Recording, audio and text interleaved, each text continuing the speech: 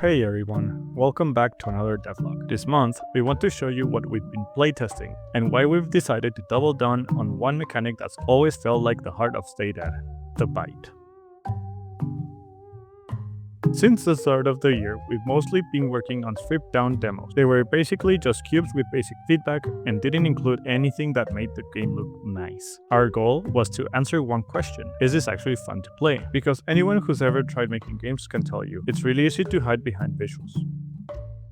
So instead of polishing, we split up and focused on trying completely different directions. So everyone went off and started prototyping their own take on what the main mechanic could be. One of them was a head-throwing mechanic, where you could literally pop off your head and use it as a tool. You could throw it at enemies, interact with objects and the environment. It was chaotic, slightly unhinged, but also checked the box of, yeah, this is exactly what I'd do if I were a zombie. And honestly, it was pretty fun. Then, we had another idea that was more about the movement and interaction. We called it the stomp. This one leaned more into the physical side of being undead.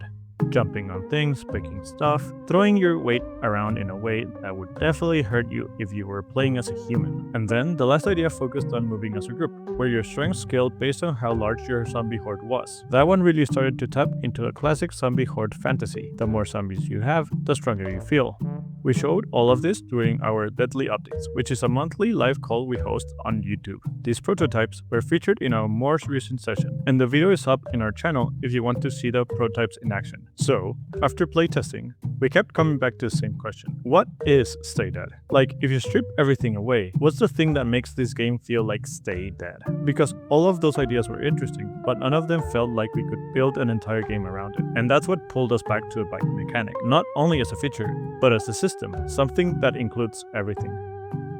So we started brainstorming again. We realized the bite isn't just an attack. It's not just about hitting enemies, you're interacting with the world around you. Biting has a deeper meaning. You're rewriting what's happening in the moment.